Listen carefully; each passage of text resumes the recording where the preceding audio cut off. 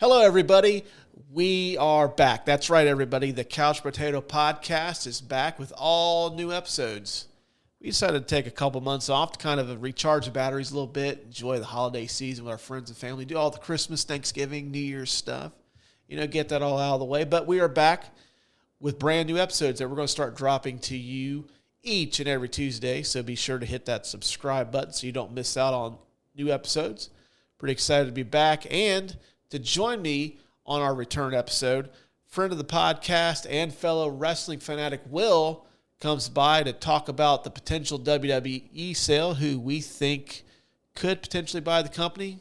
A lot of speculation on that right now, so we're going to talk a little bit about that. And the big topic of today's episode is, it is in fact Royal Rumble season. That's coming up on January 29th, if I'm not mistaken. But we're going to give you guys and gals our top 5 favorite Royal Rumble matches of all time. We're going to take those choices, throw them into a big pot, and try to come up with the definitive top 5 greatest Royal Rumble matches of all time. So, coming up next, the Couch Potato Podcast. All right, and we are back with a brand new episode of the Couch Potato Podcast. And on today's show, we're talking a little wrestling. Been quite a bit of wrestling news going on since we last talked to you guys and gals in November. And to join me to discuss all things professional wrestling is the magnificent Will. I couldn't think of another adjective to throw at you at the time, but Will's back on the show. So how's it going, man? I'm all right, man. How about yourself? Pretty good. As we record this at 9:16, I was a little upset by the Jaguars and Chiefs game. I lost some money on that, but we're not going to talk about that today. But quite a bit of stuff going on in the world of professional wrestling since November. AEW and WWE had successful pay-per-views, especially with AEW. There was no media scrum where the champion calls out the vice presidents of the company, and there's not a post-fight or post-pay-per-view fight in their locker room, so that was awesome. WWE Survivor Series was really good. Things were kind of quiet for a little bit until earlier this month when Vince McMahon decides to make his triumphant return to the board of directors, and he's coming back to initiate a sale of the company. At least that's the rumor, a sale or to help negotiate the media rights. So what are your thoughts on the potential WWE sale, since that's kind of like the big story? It's kind of overshadowing WWE right now. I think it's very crazy. Excuse me. I think it's crazy that it's even going to go down and happen. And, like we said, I don't know who's it going to go to specifically. I think it could go to NBC just because they have like a strong relationship with the WWE already as is. But then again, I think this might have been like an ultimate ploy for Vince McMahon to get back into the WWE. So I could see him selling to somebody that he's already have like a strong relationship with, such as the Saudis. And rumors is that does go down, it would turn the company private, and they would just have full total control. And I could definitely see them doing that just so Vince could be back in the position that he was in before. Prior. Yeah, that makes some sense. I mean, early on when Vince came back, this happened like very early in January that he had announced to the board he was coming back. You've seen some resignations happen on the board, including the guy that led the investigation when Vince got caught, paying out all these sexual harassment and sexual assault claims against him. That gentleman resigned, and then later on in the evening, his own daughter, who was the co-CEO in Vince's absence, decided to resign as well, which had kind of raised some red flags like, hey, what's going on here? And then somebody on Twitter decided to run with a story that the Saudi investment fund had agreed in principle to a sale with the WWE to buy a controlling interest in the company, and the internet run with it, which they always do. I mean, everything on the internet's true, right? Yeah, that was a story. I sure as hell believed it that night. You know what? A part of me believed it. I was like, man, is this for real? Because I was under the impression that Vince was working behind the scenes and basically like, okay, I'm back. I've been working on this deal since I was gone. Here it is. And that's what I thought had happened. And like I even texted you and I said, it makes me wonder if he hadn't been working behind the scenes to basically either sell them to them outright and just be done with it, or whether he was working to get them to become like the major investor in the company so him and them could possibly control the company together. Then he's back in charge. But then they hired a JP Morgan, who's like kind of an investment firm that helps these companies like work out sales. And like the more I got to reading about it, the more I got thinking about it. Like, why would you bring in a company to help with the sale of a company, like to sell your company, and then just, okay, first person that offers me what I'm looking for, I'm gonna take it. I mean, if I was selling a company and I had a lot of potential investors, I would see, hey, hey, listen, Mr. NBC Comcast, Saudis are offering me like 7.5. Could you possibly go higher? Start bidding more. That's what I would do to try to get the maximum dollar. So, I'll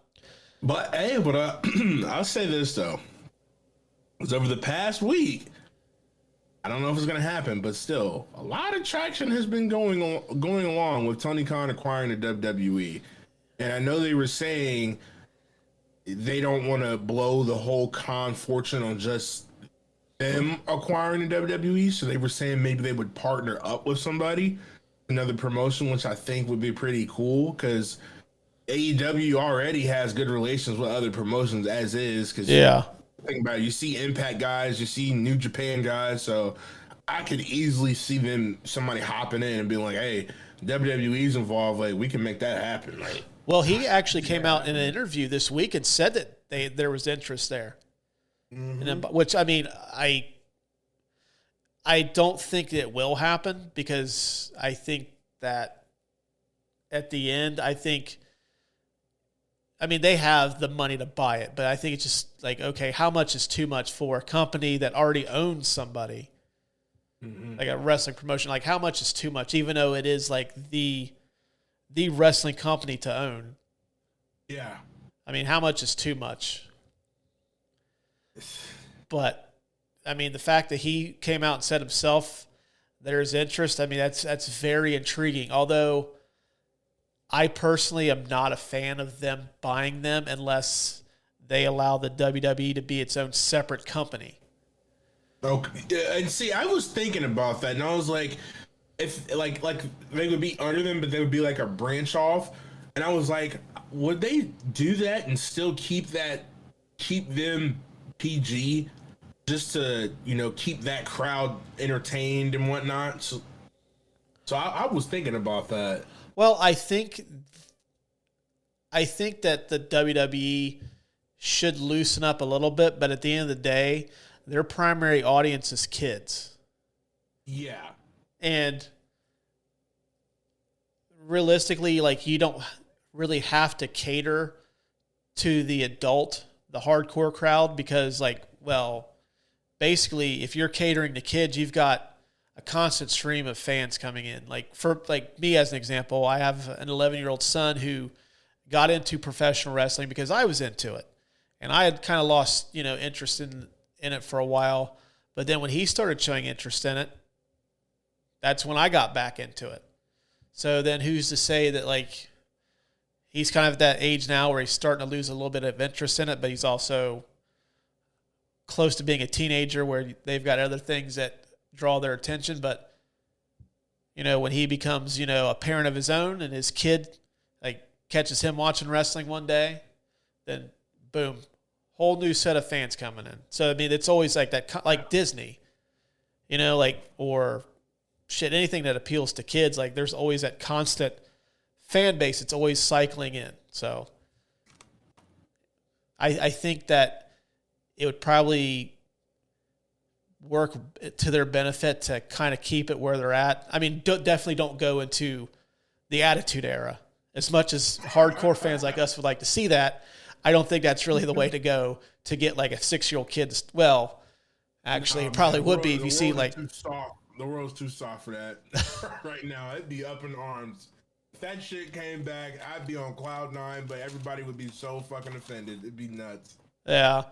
But I mean, like, they've got steady stream of advertisers. So, I mean, there's really no need for them to become more adult oriented to cater to a certain crowd. But the thing I'm afraid of with Tony Khan buying WWE is the fact that they would create essentially a monopoly of wrestling in North America. I mean, Impact is Impact, but it's like when we tried to record this episode last week and it failed miserably. I liken professional wrestling to fast food restaurants. Like, obviously, the WWE is McDonald's, and AEW would be like Taco Bell or Subway, like a very big, prominent chain, but not quite on the level of McDonald's. And then, Impact is kind of like Rallies or Checkers. Like, they do the job and they're good, but like, I'm not going to be, that's not the first place I'm going to seek out a burger is going to Rallies, although the Big Buford is pretty tasty. But, you know what I mean? Like, and I think when they started focusing on the Ring of Honor stuff in AEW, I think AEW started to suffer because of it. Because it was getting bogged down with like, okay, instead of having 3 championships, now you've got what? They had the Ring of Honor title, you had the television title, they had the pure title from Ring of Honor on top of the TNT title and the AEW World Championship. It just got to be too much. And that's what I'm afraid of if they bought them, unless they let them run as their own standalone company. You're not trying to get dream matches like, Hangman Adam Page versus Seth Rollins, which would be cool to see, but maybe save that for like a very special occasion. But like, it's something I don't want to see all the time. And that's what I'm afraid will happen. Yeah. So at the end of the day, I mean, I know you spoke that you kind of hope that the Khans buy them. I know there's been speculation. There's the Saudi investment fund. Endeavor has been mentioned. Those are the guys and gals that own UFC. Disney has been rumored, which I think that's a good possibility with them owning Hulu. You could sell Hulu subscriptions based on the fact that you've got WWE programming. But I think the front runner's got to be Comcast. They already have the streaming rights to the premium live events. They've got the catalog, which used to be the WWE Network. They've got a relationship with them right now, which dates back to the 80s with Saturday Night's Main Event. Now Raw is on USA, which is owned by Comcast. So, I mean, that's what I'm thinking. Who are you thinking? Like I said, I'm thinking maybe Comcast. It's not right because, like you said, they got Peacock. I mean, yeah, Peacock and WWE Network is on there, and why not? You can easily put SmackDown back on Fox. I mean, back on NBC. And I read a story a couple days ago where Fox has lost well over $300 million in the last 2 years from SmackDown, from what they paid. So I don't really see Fox really making a strong push to re-up to get it. I wonder what the cause of that was. Like, is it just people aren't tuning in to Fox, or what is that? Well, I think just TV viewing habits have changed in general. I mean, people just don't watch. Watching television is not appointment television. Like, appointment gathering time, like, as an example, my wife is into the Real Housewives shows. She doesn't make it a point, like, yeah. But she doesn't make it a point to, like, okay, it's Wednesday night, the Real Housewives of, I don't know, fucking Cincinnati, Ohio is on at like 8 o'clock. I have to be home by 8 o'clock to watch this. Like, she tapes them, and then, I mean, there's times where she'll like miss out on a week or two and then like just watch like 2 or 3 in a row. That's just how TV viewing habits are now. And it's on Friday night, which usually that's the night of the week, that Saturday that, a lot of people are coming off work weeks, not really like I don't want to park in front of the TV. I've done that throughout the week anyways. I want to go out and like go out to dinner or to a movie or, whatever. So I think just people's habits in general have changed over the years. So that's why I think SmackDown needed to go back to Thursday. That's the SmackDown I know. Thursday night SmackDown. Well, the only problem with I think with running it on Thursday nights is the same thing with like Raw is I think hurt by the fact it goes up against Monday Night Football. Mm-hmm. And I don't think that's only for a period of time, though. Yeah, it was just like, but do you want your whole audience like from September through late December for both your shows to be affected by the NFL? Well, I can tell you from this past year's Thursday night games, I think they would have survived. Oh. If I were at Amazon, I'd be like, man, you guys, I need some money back. You guys gave me some straight fucking dogs this year. Because those games sucked. I didn't even watch them shit when I was at work. I turned them on. I'm like, nah, I'm sorry. I'm going to go back to work. I was expecting on some of them games to preempt it and just like throw on like the Mean Machine against like the prison guards from the longest yard. I mean, that would have been a much better game than some of that shit. Yeah, that shit was bad, dude. Yeah, but I don't know, so we're in agreement. Like we both think Comcast is most likely going to be the winner. Yeah, like I said, man, it makes too much sense. Yeah, and like I said, especially you have Peacock and you have the WWE Network on there. It's already established. Why not just wrap up the whole package and put the bow on top of it? That's what it is. Well, Will, on this show, though, we don't call Peacock normally Peacock. We call it the cock. Yeah, the cock. Yeah. The cock's going to throw around some cash by the WWE. Is that what we're thinking? The cock. Sling out. Cock's going to spit out $8 billion for the WWE rights. They could. Well, I know they closed on Friday. Their stock prices were $8.69 a share, and I read that they were rumored to be going between.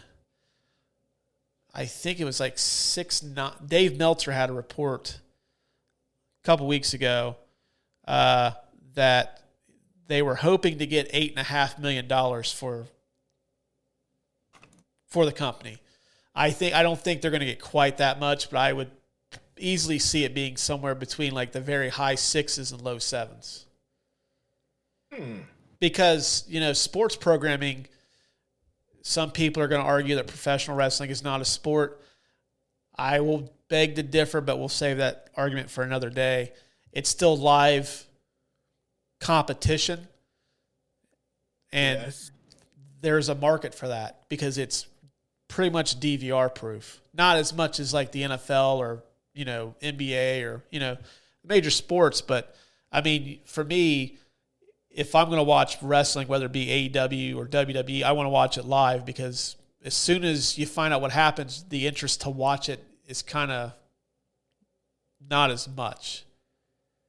So there's always going to be a market for it.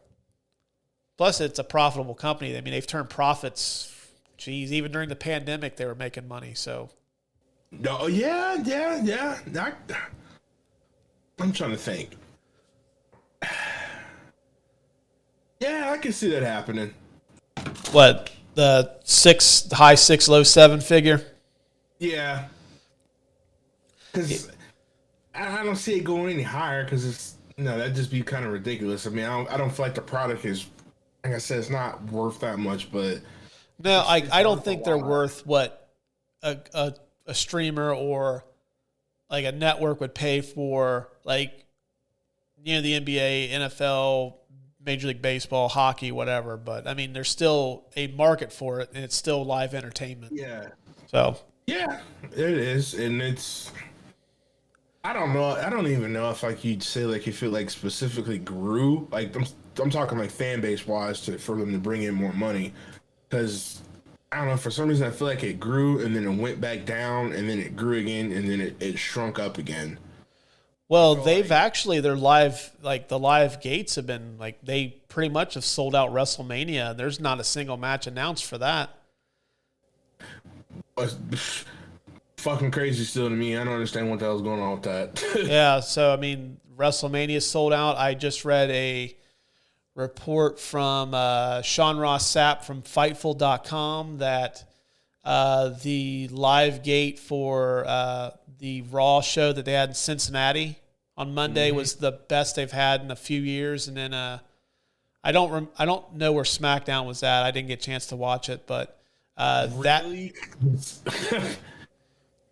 What I saw on WrestleMania, they were saying that it was like, man, there was like that Cincinnati show was fucking awful. It was just all over the place. There were matches that didn't need to go down. There was a lot of squash matches. They were on that shit again. I was like, damn. I was like, okay. Yeah, well, I mean, product on television aside, I mean, they still made a shit ton of money that they hadn't made on, that market in a while. So, I mean, they're throwing it out there and it's raking in money. So the thing with the sale though is, and this is going to get into our main topic of the day, is right now the WWE is what I like to call their playoff season. It's the build to WrestleMania. You've got the Royal Rumble coming up, which leads into WrestleMania. And I think that the sale has kind of overshadowed that because I have not super amped for any, like the Royal Rumble right now because I just haven't been paying attention to the build because all this outside shit's going on. Mm-hmm. So, which, speaking of the Royal Rumble, our topic for today is we are going to give you our top 5 best Royal Rumble matches of all time. Now, we're not talking about the total pay-per-view. We're just talking about the Royal Rumble match itself. What we think are the 5 best Royal Rumble matches of all time. So, before we kick this off, what was the first Royal Rumble pay-per-view that you watched?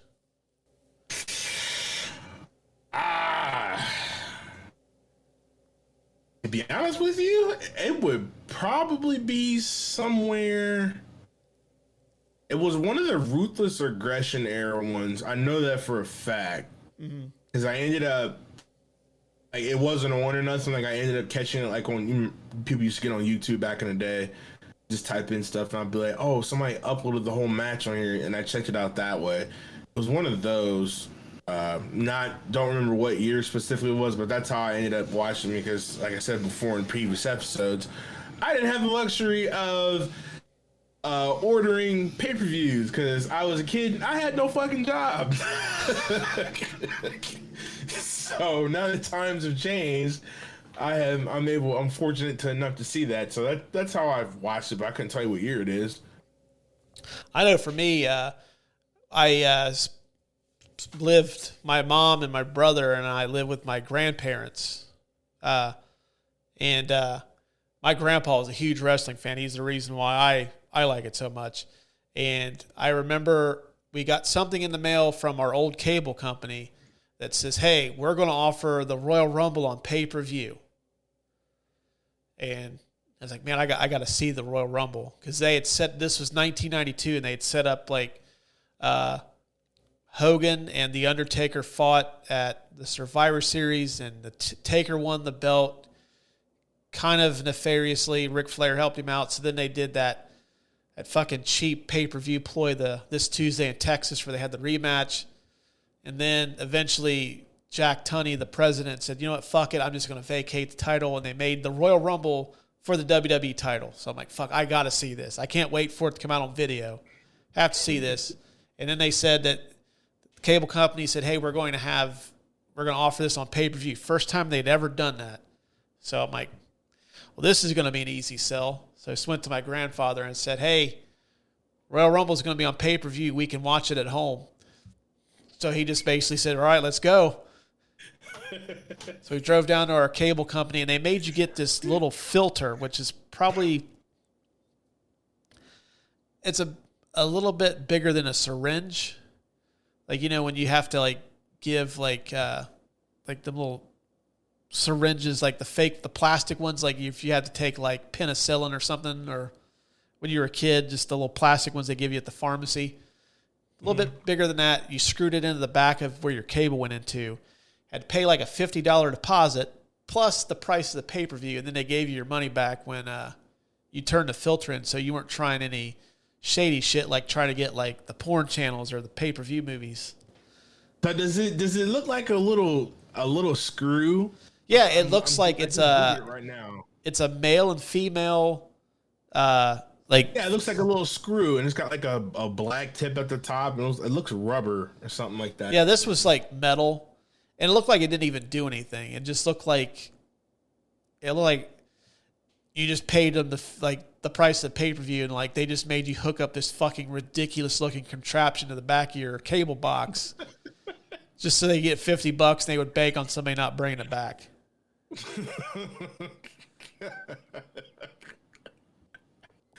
But times have fucking changed. Yeah, then like a couple of years, like they did that for a good straight year, and then like I remember one day they made us get a new cable box, and then like you could just push a button and order that shit, and then like the rest was history. Yep. No more stupid ass fucking filter thing. It just, hey, here you go, just press a button, we'll bill it to your cable, and that got me in some trouble, but for ordering shit I shouldn't be, but we'll save that for another episode. But like, are you a fan of the Royal Rumble match itself? I mean, you like battle royals? Where would it rank amongst your favorite events that the WWE puts on a year? I like them. I wouldn't say it's my favorite one, simply because there's been a lot of them that had just been straight dog shit. Because like the fucking winner, you're just like, are you fucking serious right now? There's been a lot of them like that. Well, let me rephrase the question. Is it like, in terms of like when the event's coming around the corner, like, is this the WWE event that you like? Where would it rank in terms of? Yeah, I get excited for it. I'll say that because I know this is the road to WrestleMania. Yeah, and my favorite event. I don't know why. It's just I like the Elimination Chamber. I just like that match. So that's why I get forward to. I'm like, okay, Royal Rumble's coming, it's right around the corner. This is gonna lead us right in the Elimination Chamber and then right on the WrestleMania. So bring it on. So yeah, I'm cool with it. Yeah, this is usually the event I'm most excited for on the WWE calendar every year. I've always been a sucker for the Battle Royal anyways. I don't know what it is, but I think it's just like sometimes you would see like people that you normally wouldn't see potentially face off. Like I remember 1990, you'd never seen it before, but you had Hulk Hogan and the Ultimate Warrior, who were the two biggest names in wrestling, period. They squared off against each other in the Royal Rumble. Now, granted, they did that fucking stupid move, and I don't understand what the point of it is. 40 some years I've been a wrestling fan. I've never understood the crisscross, where one guy will run up and down, and then the other guy will run east to west. And then, like, usually somebody will drop down. I've never understood the whole point of that move, but Hogan and the Warrior did it, and I was so fucking pumped up that, like, okay, they're gonna fight. And it was just stuff like that, and then, like, now with the Royal Rumble as it's evolved, they've kind of made it to where is there, like, a big name from the past coming back? You try to speculate who do you think is going to win. Like, I was texting Lucas from the show. I was texting him today who we think could possibly win this year's upcoming Royal Rumble. So, yeah, it's fun to speculate. And like you said, it's the road to WrestleMania. It's like that you're going to get the biggest – like you're 2 months away from getting the biggest possible matchups that you possibly can get. Mm-hmm. And I kind of liken it to it's like having the Avengers Infinity War leading into Endgame. It's like that every year if you're a wrestling fan. Yeah. It's just that anticipation that you felt. If you're a Marvel fan, which we are here at the show, it's just like having that feeling every single year at this time. So that's kind of what I always like about it.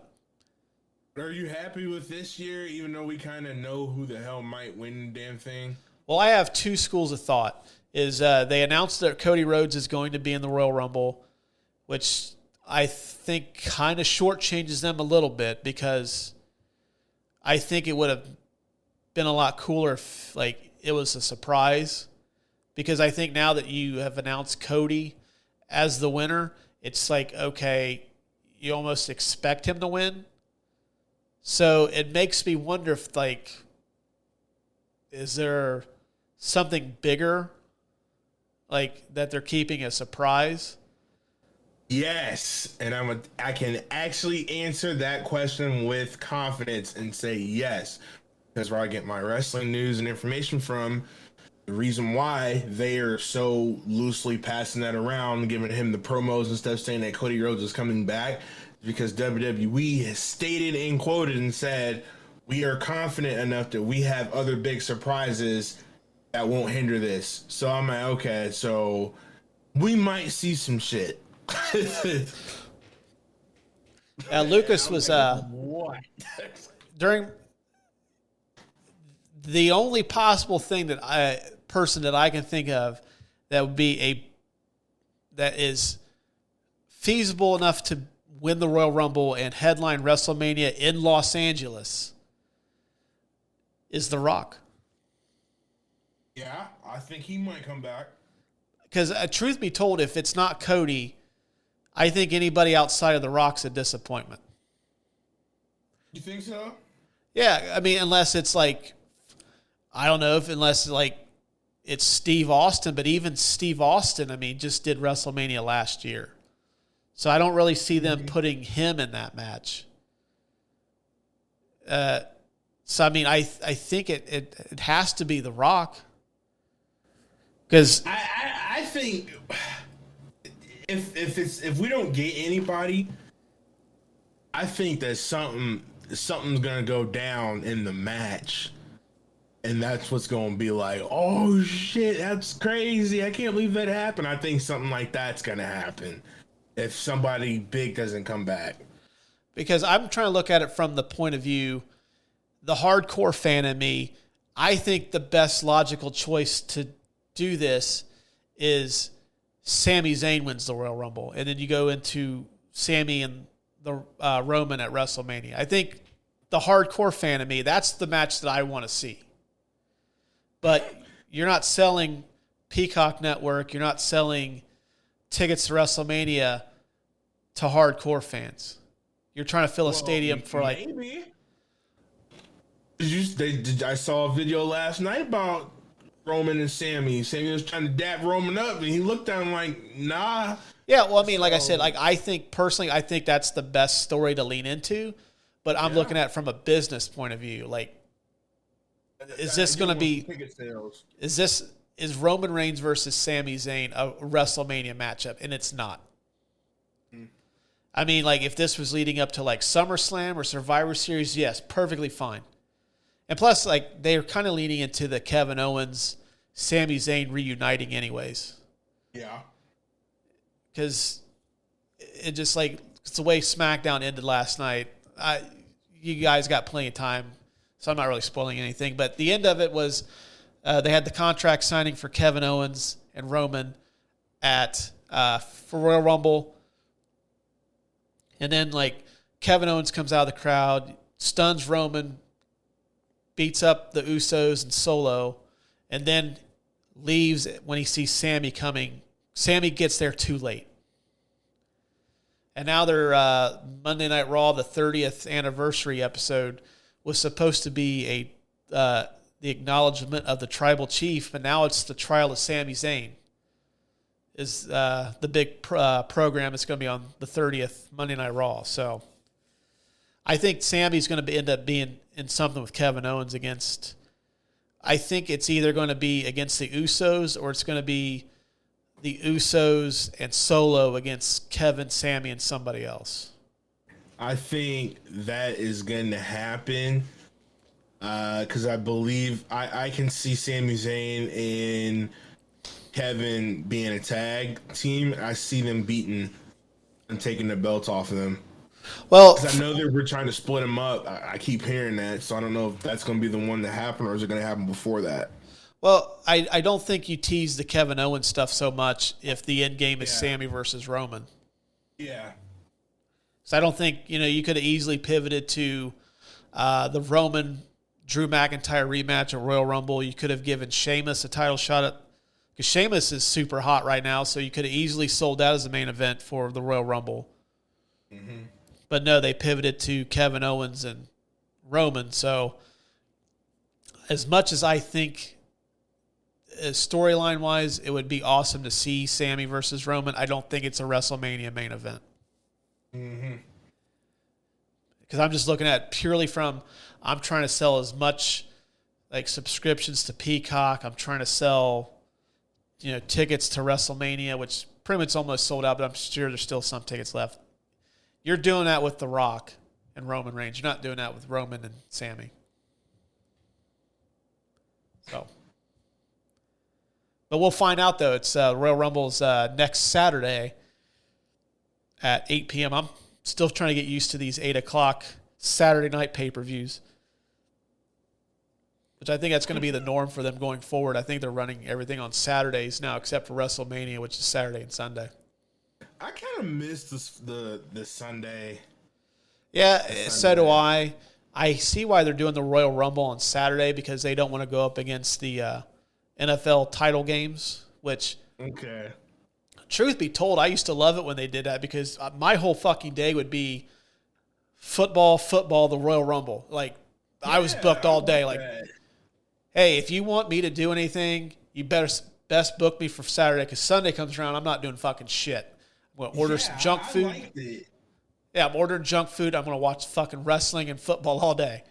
It built up. Like, it built up to it. I'm like, yeah, I'm watching football. Got to get to this other game. Then we get to change gears.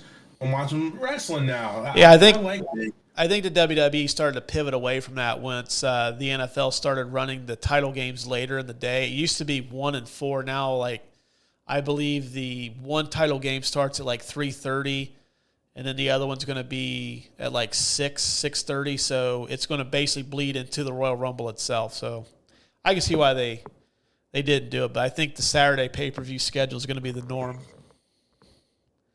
But enough of the WrestleMania, why they book shit on Saturdays. Let's get to our top 5 Royal Rumble matches of all time. What do you say? All right. Well, I will let you lead off. What is your 5th favorite Royal Rumble match of all time? All right. Looks like I must have written down. I'm surprised at that fancy setup. You don't have like a third screen with like just your like notes written on it. Well, okay, so here's the thing. Quick side note, I'm actually thinking about taking some downsizing of my speakers, which will give me more room space on my desk. I will probably add a third monitor. So that's probably in works. Goddamn, you spend more money doing this show than I do, and I'm fucking one that runs it. I'm still like recording out of my kitchen. I can't pivot to a third screen because I'm sitting on these creaky ass fucking kitchen table chairs that creak like the minute I move. So I basically have to sit like I'm in the quiet place for like an hour while I'm doing this. I can't make any noise. All right. Yeah, what's your 5th favorite Royal Rumble match? So we got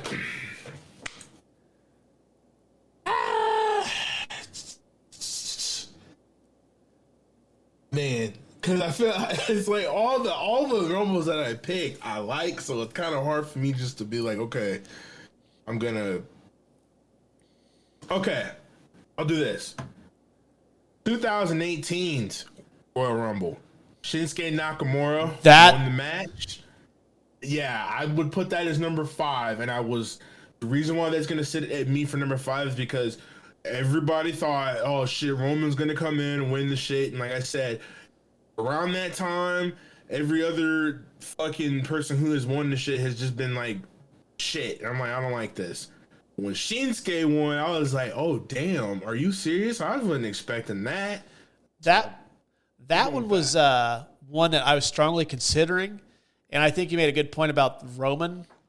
I think the backlash that he had gotten for like either winning or being there towards the end. You're right now. You're in prime. Everybody hates Roman Reigns.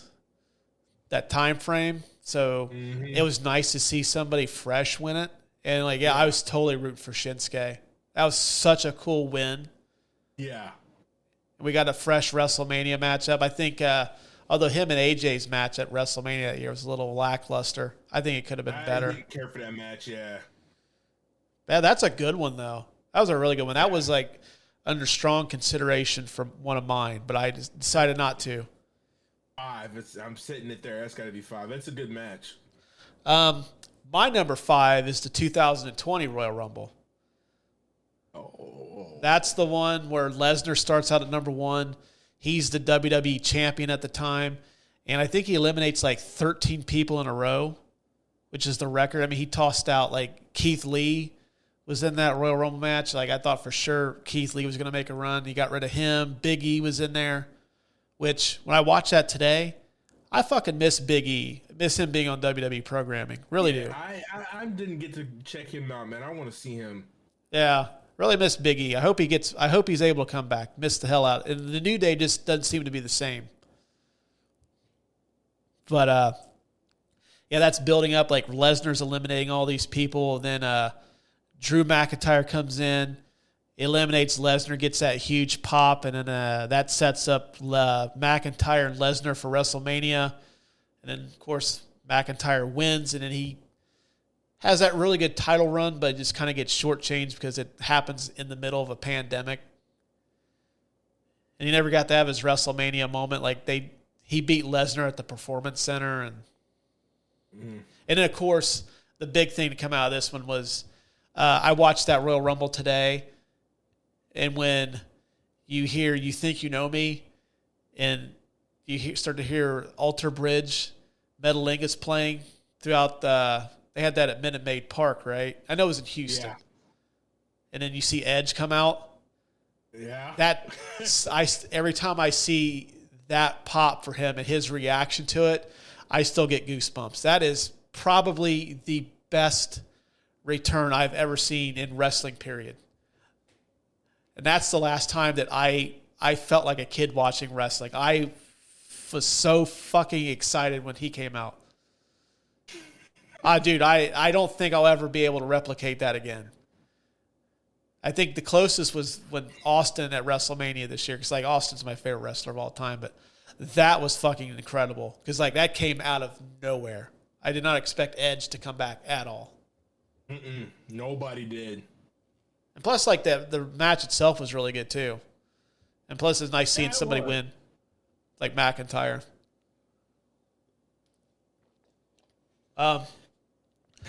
My number 4, 2008 Royal Rumble. Okay. That's the one that's at Madison Square Garden. Cena returns. Yeah. Okay. What I liked about it was, first off, you got the first 2 guys, number 1 and number 2, are Shawn Michaels and The Undertaker, who were the last 2 guys in the previous Royal Rumble. 2 of the all-time greats kicking it off. And I think they lasted like something like 25, 30 minutes in that. They did. And then, of course, like being at Madison Square Garden, it's like, I don't know, it's a different vibe. They don't run anything at Madison, like any big events at Madison Square Garden anymore, which sucks because I think it's just too small. Mm-hmm. And they can't really put their stage set up the way that they want. But it's always really cool. They have like, it's just that different entryway. It's like you get the little screen and then like they come out through that little narrow like walkway. And then like the last person I expected to come out the ramp at 30 was Cena. Because I think he was supposed to come back around Survivor Series when he tore his pec. Yeah, 6 months. Supposed to be out for 6 months. Came back in 4. Yeah. That was crazy because I thought for sure Triple H was going to win that. And I'm going right into mine for this is my number 4 match as well, simply because Cena fucking returned, and the final 3, Triple H, Batista, and John Cena. That was dope. Mm-hmm. Yeah, because I think what's really good about Royal Rumbles is when you get towards the end and like any one of the last 4 people has like a legitimate shot at winning. Mm-hmm. And I think at the time, those were the three biggest stars in the promotion. Mm-hmm. That is a good one. Was Evolution still around at that time or no? No, I think Evolution had split up by then. Split. Okay. Yeah. Okay. Yeah. Because that was around the time when Triple H was still trying to put Batista over. Like he was working with him, and he did get him over too. Okay, that was around that time. Yeah, that one was really good. Well, what's your number 3 then? So my number 3, actually, 1998 Royal Rumble. Austin wins his second Royal Rumble. And the person he beat, I'm a Rock guy, but still, yeah, I enjoyed it. 98. I always get that one in 2001 confused because I did like the one where Austin, basically they had the bounty on him, like basically like everybody was gunning for him because I think he said he's gonna stun everybody. They like basically was talking shit like Steve Austin always did, and everybody was trying to because I remember when he came out, he had to come in through the crowd, and like everybody ganged up on him, and he eventually fought his way out of it. So yeah, that's a good one too. I tried to watch as many Royal Rumble matches as I could, but unfortunately I wasn't able to get through like a ton of them because there's like fucking 36 of them, I think.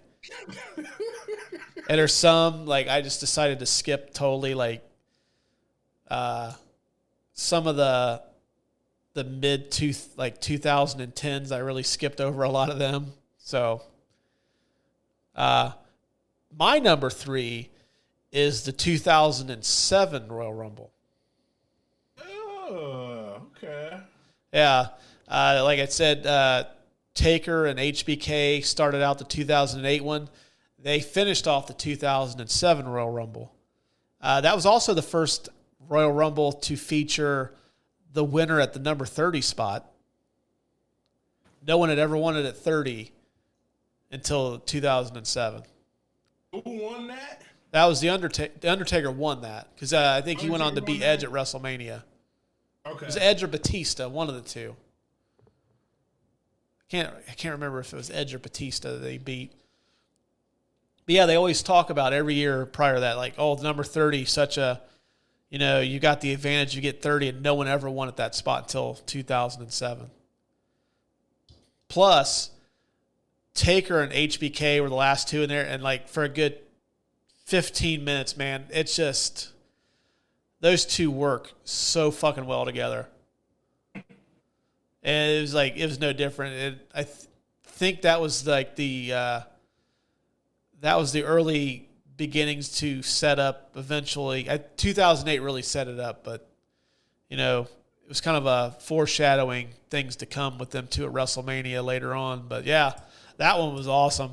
Like just leading up to it was decent. There was some good stuff in there, but man, having the last two guys in the Royal Rumble be arguably two of the top 5 all-time greats in the WWE was just, I don't know, still being able to bring it. I mean, HBK was just on another level, but Taker was still really good too. Oh, yeah. That's my number 3. What do you got at number 3? Oh, I have one number 3. So we're on to your number 2. Oh, okay. Number 2 for me is the 2001 Royal Rumble, which I just watched this afternoon. Because I text you about it. We got this. We're same number 2. I text you about it, and I was like, fuck, this Royal Rumble is awesome. That's what I said. I said this shit was high on my list. So we have that is staying on both of our lists. Period. That's staying on there. Yeah. Royal Rumble is fucking godlike. That one was so good. And then when it got to be Kane, Austin, and The Rock, I text you and because all 3 of them were pretty much beat up. Like Kane had been in there since I think he was number 3. The Rock had just got put through a table by the Big Show, and then Austin got beat up by Triple H, got busted open. And then that scene where Austin is in one corner, just beat the shit. The Rock's in the other corner, just beat the shit. They're trying to get their wits about him. Austin's got blood pouring off his face, and he just locks eyes on the Rock, and then the Rock's looking at him, and then like, oh fuck, they're going at it. And then you see like Austin pull himself up, and then like the Rock's coming up, and like, oh, here we go. Like that was just so fucking cool, and like it really shows like facial expressions really do pay off in professional wrestling. You could sell. Forget one person. Who's that? Rikishi went on a tear in that ring. Oh yeah, that's right. He was number 30. He went on a tear. Didn't care for Rikishi as a heel. I did. I remember they did that Armageddon match where it was who was it in that cage match? It was pretty much every big WWE superstar, and I think it was in a Hell in a Cell for the title. It was Taker. Yeah, he got thrown off the roof. He got thrown off the kids. Yeah, it was Taker. Yeah. It was Taker, Rikishi, The Rock, Angle. I want to say the fucking British Bulldog was in that too. I don't like him. I love the British Bulldog, but then when he came back, you could tell he was in bad shape. I didn't like him. I hated his braids too. I didn't like him. I was a big British Bulldog fan as a kid. I was so pissed off as a kid when Shawn Michaels beat him at the Royal Rumble, which that one almost made my list too, the 94 one, where basically it perfected the let's tease. You're almost eliminated by hanging on the top rope and your feet are dangling just above the floor. That's the first time you'd really seen that in full effect. And Bulldog thought he won, and then Michaels came back and tossed him over the top rope. So number 2 is the 2001 Royal Rumble for you? Yep, same one. All right, well, what is number 1? So, for pure, because I love the match too. Second, you can't read the shirt. This is a precursor of who the fuck number 1 is. 1997 Royal Rumble. Austin fucking cheated his ass off and won that match. He got fucking eliminated. The refs didn't see it. He's like, I'm getting my ass back in the ring. Started hitting through the motherfuckers out. The ref gets in. He looked over like, oh, no, I see him. That's it. Ring the bell. Dude, I was like, are you fucking serious right now? Oh, yeah, that kicked off. I love that match. Yeah, I will never forget the thing where he stood up on the top corner and he held his hand up like he was reading a watch, waiting for somebody to come out. What the fuck time I go? He whooped everybody's ass. Yeah, then like when he did that, I think that's when Bret Hart came out. Yeah. That one, I like the ending of it, but I don't care for that one as much as some of the other ones because that had a shit ton of jobbers in it. They're bringing in guys from AAA who I'd never heard of. And then they had Mil Mascaras was in that, who's like a legendary Mexican lucha libre wrestler. And then he for some reason jumps out off the top rope outside the ring onto somebody and just eliminates himself. Mm-hmm. And apparently I was listening to a podcast. I think it's something to wrestle with, the Bruce Pritchard one that he does. And I guess apparently Mil Mascaras didn't want to get thrown out by anybody, so that's how he eliminated himself. And just, yeah, I don't know. I think the ending was great. And anytime you got Brett and Austin and anything together, that was pure gold. But that one I don't like as much because there's not a lot of star power in that one besides Austin Taker and Brett. And then I guess Vader to an extent was kind of a big deal. But I know he was kind of tailing off, wasn't he? Yeah, I mean he was still kind of in the upper echelon of heel wrestlers, but he wasn't quite up there.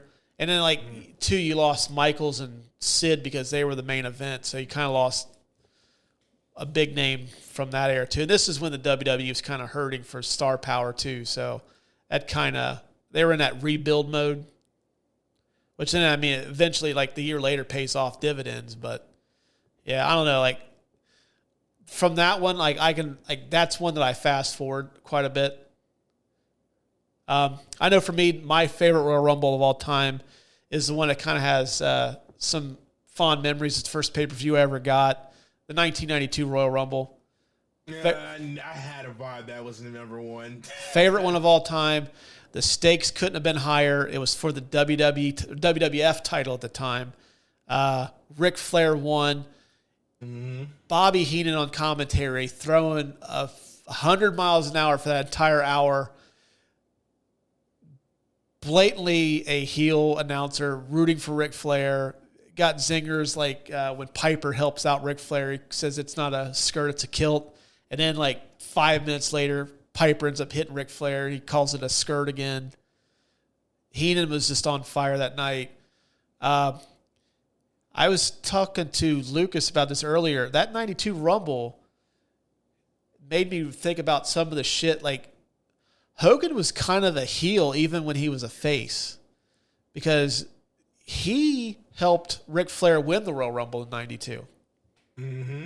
Because he was fucking crying because Sid threw him over the top rope, and he ends up yanking on Sid's arm, and then Flair just finishes the job and throws Sid over the top rope and wins. Like, goddamn, Hogan, like, are you that fucking sore of a loser? Like, and he did that shit all the time as a face. He'd scratch people in the eyes and fucking hit people with chairs and shit, and just, I don't know, I guess people loved him for it back then, and then I guess kind of grew stale when he went to WCW. But I think that one, just purely because Ric Flair won, I think it was the right call. I hate that it didn't eventually lead to Hogan and Flair at WrestleMania. It should have, although I think Macho Man and Flair was a very, very good co-main event. But it should have been Hogan and Flair at WrestleMania that year. Yeah. And then, Heenan, his commentary, that's probably the best called heel, announcer match of all time. Like, him just, he is on fire during that. And I know some people like Jerry Lawler and Jim Ross. I'm a little bit more partial to Heenan and Gorilla Monsoon. Then he got that awesome Ric Flair promo at the end after he wins the title. I don't know. It just, all that, and then the stakes being for the title. They only did that one other time. That was when they had made Roman Reigns defend the title at the Royal Rumble against everybody else, which was pretty good, but not on par with the 92 one. And plus, I was texting Lucas about this. That Royal Rumble match, the 92 one, had Ric Flair. Probably most people will consider him a top 5 all time. Hulk Hogan, most people consider him probably top 5 all time. Had Macho Man Randy Savage. Most people have him at least in their top 10 of all time. Had Roddy Piper. Most people probably have him in the top 10, 15 of all time. Had Jake the Snake Roberts. Had the $1 Million Man Ted DiBiase. Had Sid was in that. Just the who's who of the WWE was in that match. Yeah, wasn't the Bushwhackers in there for 0.3 seconds? I think that was 91 when they did 91? that. Yeah. And it too, with 90 going into 92, it just proves how great that Royal Rumble was, because the following year was the 93 Rumble, and that's the one where Yokozuna won, and that to me is one of the worst Royal Rumbles of all time. Mm-hmm. Because it ended up being Macho Man against Yokozuna, and who's going to fucking win this. Yeah. So, are we going to culminate with this with the ultimate top 5? Yeah, we got to. All right. So we agreed that 2001 is going to be on here for both of us, right? I would say this. So me and you actually had 2 of them that were both on our list. That was 2001 and 2008, right? Yeah, 2001, 2008. So those are automatically going to be on. So we're really working with 3 spots. Okay. Well, I'm going to fight to the end for 92. I think 92 is the best of all time. I mean, like that Royal Rumble has meant more in terms of like the ultimate prize than any other Royal Rumble in history. And I'm going to have to probably go with one that you left out, 2018.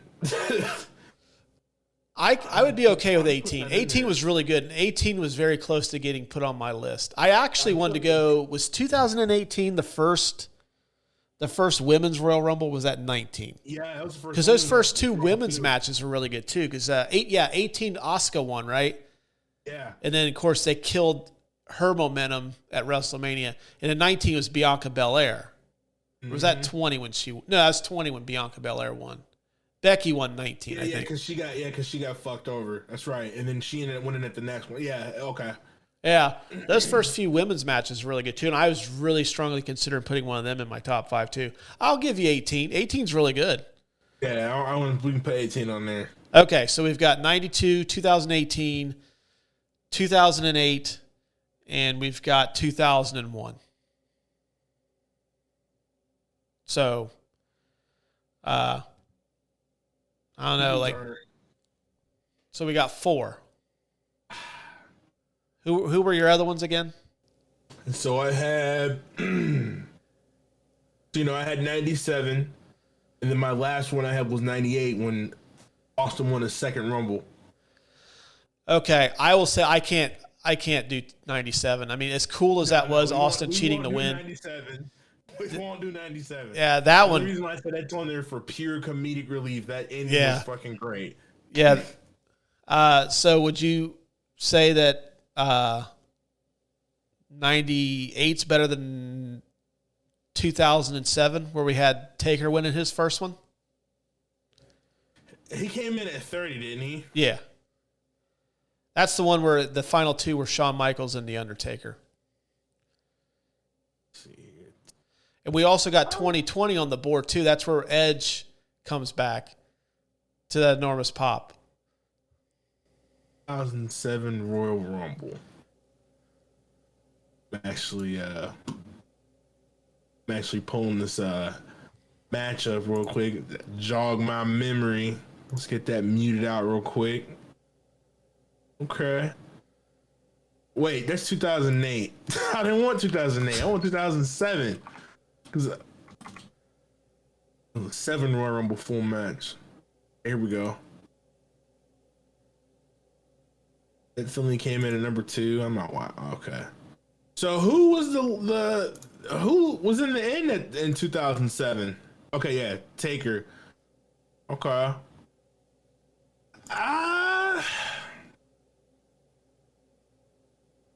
Was this one? Okay, so Taker went on a rampage. I remember this. Because Randy Orton, this is when he was like the legend killer and shit. I remember this. Yeah, because I think that was, they set up him and Foley. No, it wasn't him and Foley. It was Foley and The Rock against Evolution minus Triple H at WrestleMania, if I'm not mistaken. You know what? We could put this on the list. All right, so we've got 92, 2001, 2007, 2008, and what was it, 98? Or no, okay, hold on. So we got 2008, 2001, 2018, okay, 92, and 2007. Okay. There it is. Well, I think it's pretty unanimous that 2001 is going to be number 1 or number 2. 2001's on number 1. Okay. That's number 1. I would say probably number 5 would have to be 2018, simply because Shinsuke never went to the next level after that. Nope, he did not. And I'm fine with that being number 5. Because he never took the next step. He's I like Shinsuke. I've always been a fan of his. I even like a lot of his Japanese stuff. I think it's a shame how he gets used in WWE, but he is an upper mid-card wrestler at best, and he never took that next step. So, well, they say he killed his momentum when he dropped Cena on his neck. That's why. I think if him and AJ would have tore the house down at WrestleMania, I think that would have been forgiven. Because, I mean, Cena really wasn't in the WWE as much. He said fine, yeah. He was like, it's cool. Yeah, I mean, like, I think that's just kind of like dirt sheet bullshit because, I mean, Cena was essentially a part-timer by then. And, yeah, I think if Nakamura and AJ would have torn the house down at WrestleMania, which they should have. I mean, the two had an awesome – I think they wrestled at Wrestle Kingdom one year. But, yeah, it never amounted to anything for Shinsuke. It kind of sucked. Yeah, it didn't. So that's our number 5. Mm-hmm. I'm going to write that down. So what are we looking at for number 4? Oh.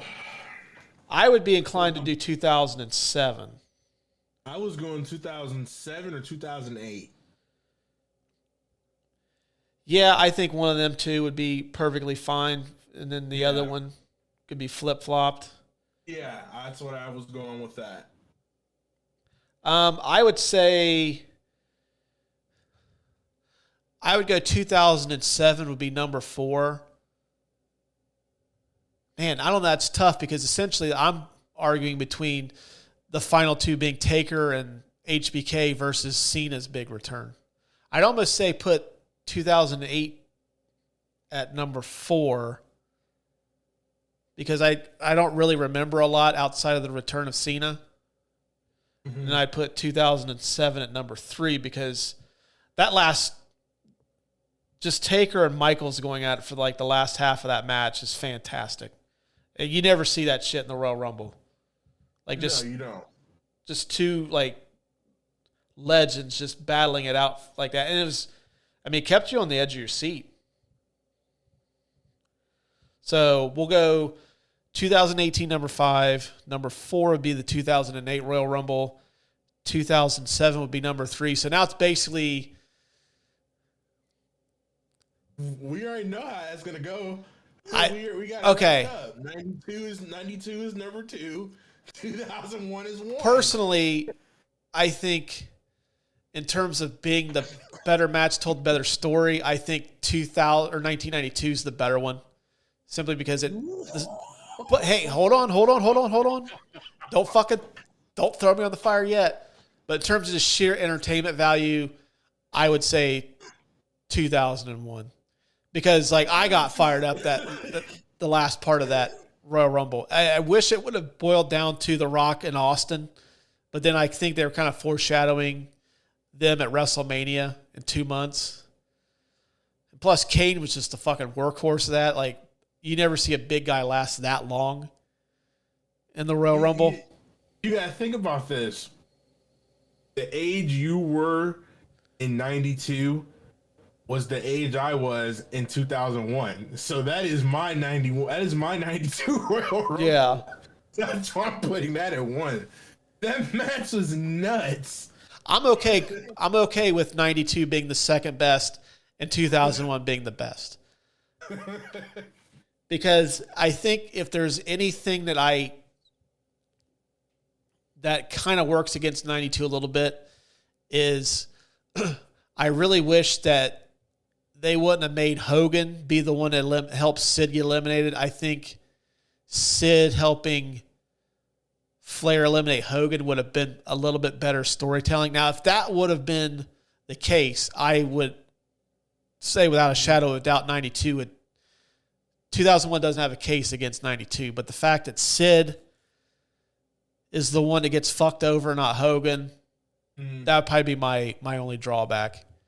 And plus, truth be told, when it was just Kane and Austin in the end, and basically Austin is just leveling fucking Kane with everything that he could throw at him, and Kane won't go over, and then he has to basically like run off the ropes, clotheslines him, puts him on the top rope. I was like, okay, That's a fucking cool way to finish the Royal Rumble. All right. So just to recap, we've got 2018 at number 5. That's won by Shinsuke Nakamura. 2008 is our number 4 pick. That's won by John Cena.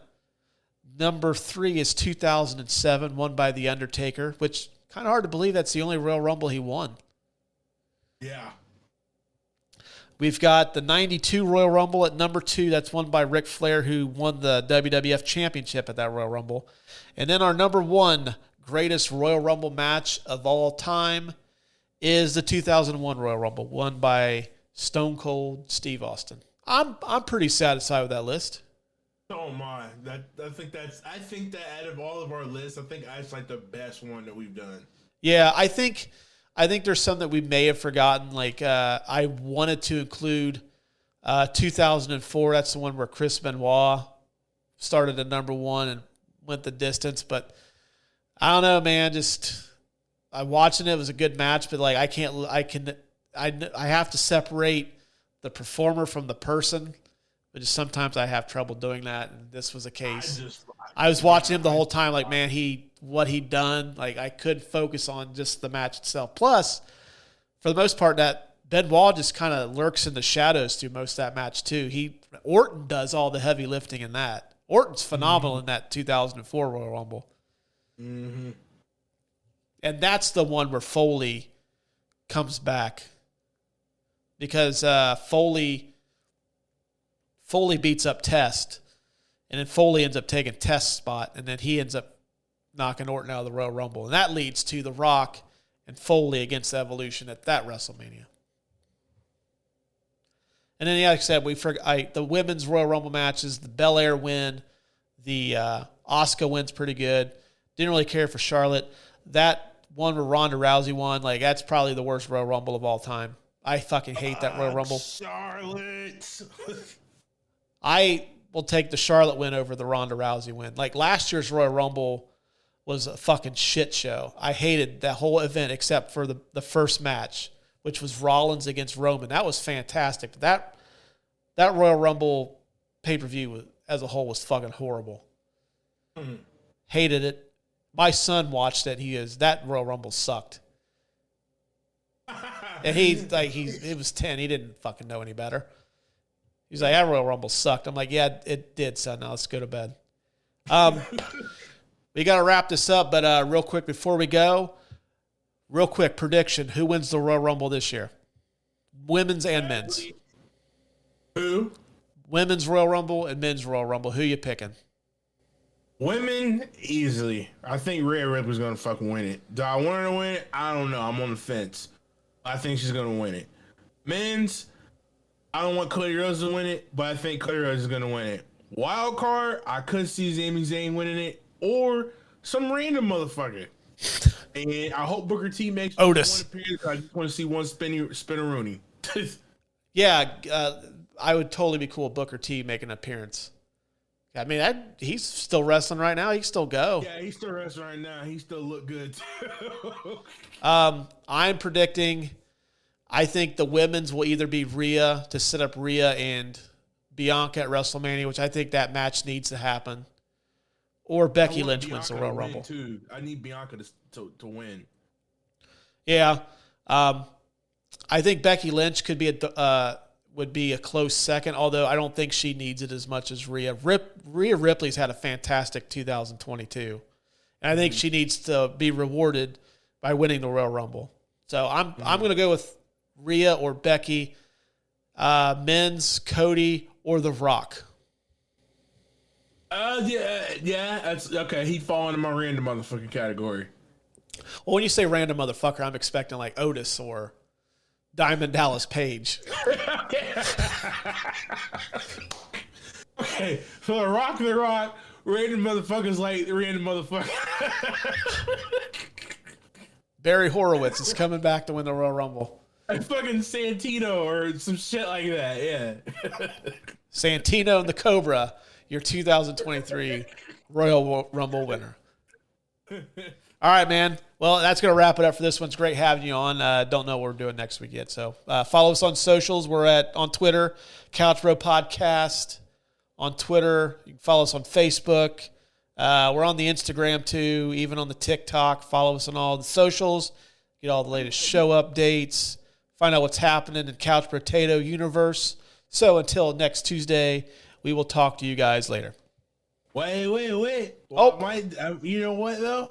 I might actually go stream Royal Rumble right now on WWE. Marathon the Royal Rumble. It's on the cock. You can see every single Royal Rumble on the cock. Get your cock hard by watching the Royal Rumble. Get ready for next Saturday night. Twitch, man. All right. Well, like I said, follow us on the socials. Get all the latest show updates. Will's going to leave us now to watch the Royal Rumble on the Peacock or the Cock, whatever you prefer. So we will talk to you guys next Tuesday.